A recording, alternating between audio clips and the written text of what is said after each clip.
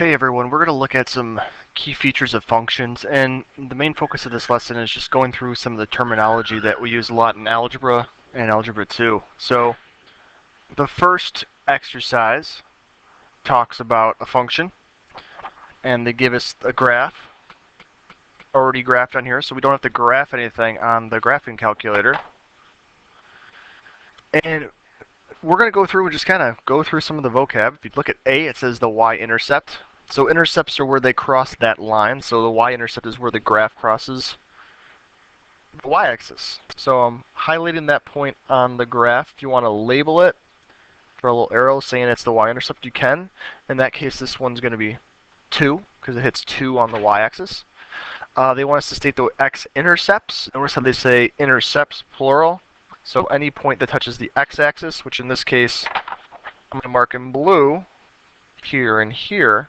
So those X values are 4 and -6. Now for part C, it says over the interval -1 to 2. So we're focusing on the values from -1 to +2. Is the graph f of x increasing or decreasing? And in this case, from -1 to 2,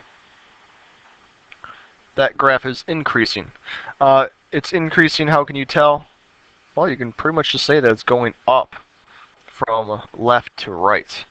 And that's the direction the graph would go. It always goes from left to right. Now I'm going to erase some of these answers. So if you didn't get them, just rewind, and we're going to look at the last 4 parts of this. I want to leave the graph on there so we have something to reference. So if you look at D, it says, give the interval over which the function f of x is greater than 0. So greater than 0, and if you forget those signs, look up on the board in class, because I have that on one of the algebra review boards. So when the graph is greater than 0, that would be the whole time, in this case, from here, as the graph goes up and down, to there. So in this case, those x-intercepts are actually the boundaries for that. So the interval would be from -6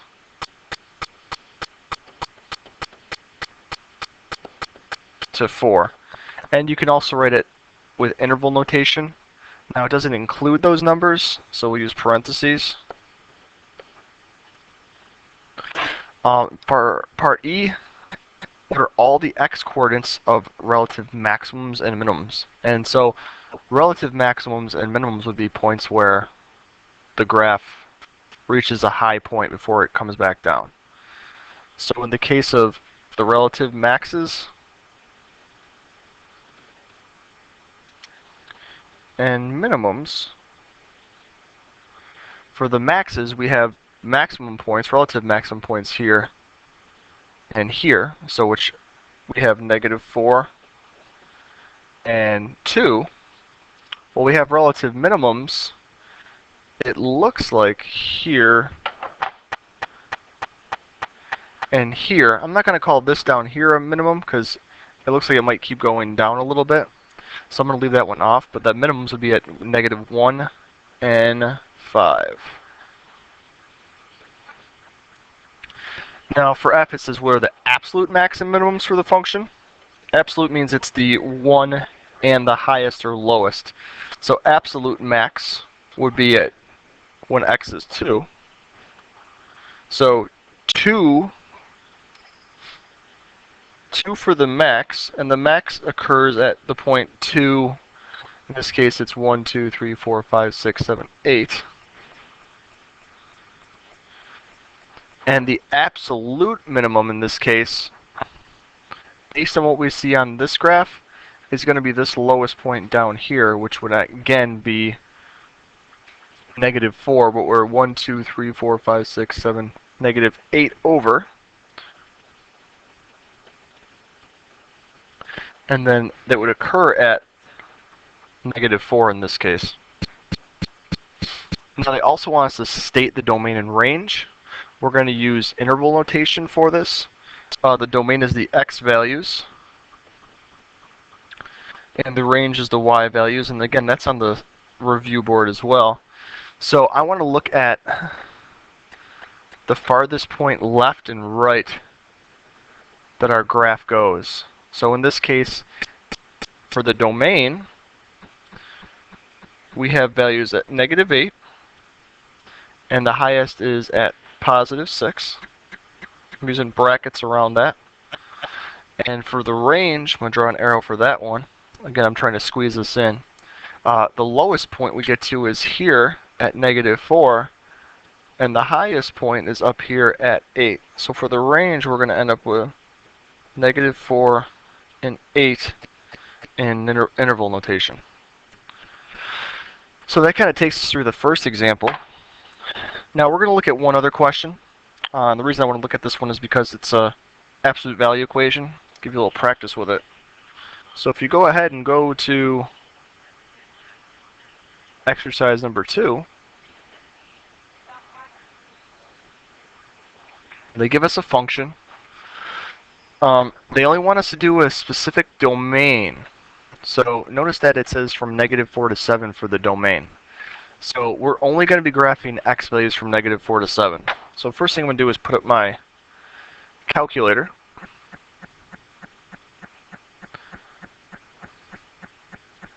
I'm going to turn it on, go to y equals, and they want us to do 2. Now absolute value, you have to press the math button and arrow, get ABX. So you get x minus 1, arrow over to get out, and then -8.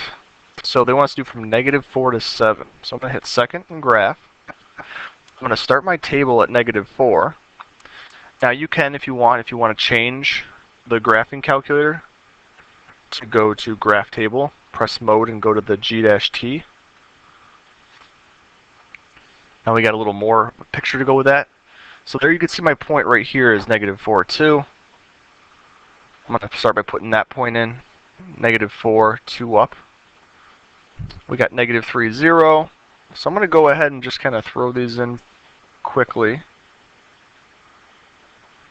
Looks like we get down to 1, -8, and then we turn in the opposite direction. So I have to go from -4 to 7. Let me move down so I get the rest of my points just to make sure. So 4, -2, 5, 0. Sorry, my smartboard seems to be off a little bit right now. But you can get an idea as to what this graph is going to look like. So I know it's not even, but again, they give us a specific domain value to look at. Now I'm going to pull that calculator back. They want us to state the domain interval for where it's decreasing. So in this case, you can see kind of right here, this is the part where the graph's going down. So the domain interval when it's decreasing is from -4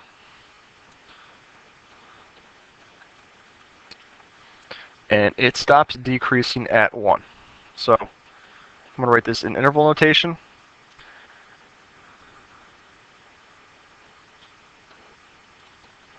They want us to state any zeros. Well, we got a couple of those. We have one here at -3 and at 5. So zeros occur when x is -3 and when x is 5. They also want to state the interval when our function g of x is less than or equal to 0. Well, I kind of highlighted those zeros. So that's going to be actually when our graph is below 0 from here down and back up. So in that case, because it includes the less than or equal, we'll use brackets for this one, -3 to 5. And they want us to evaluate g of 0. It says by using the algebraic definition of the function, what point does this correspond to on the graph? So g of 0, in this case, if I was to take my 0 and put it into the function, okay, I could take this right here and put this into the calculator, and you would see that your final answer for this, when you put it in, it's going to end up equaling -6. And that point, we talked about it already, that point 0, -6 would represent the y-intercept. And in the case for this one, Do we have any relative maxes or mins in the graph? So we have a couple in this case. We have one minimum here. And again, you can write down the coordinate for that. And then maximums, we have a couple maximums. We have one here, and we have a maximum there that's the absolute max up at the top. So again, they want you to write down the coordinates for those. So you can go ahead and write that down on your own. Okay. So as you're looking at the questions on the second page, feel free to look back at that first page, because you're going to see a lot of times where they talk about increasing, decreasing, maximums, minimums, and all those types of terms that we just went through.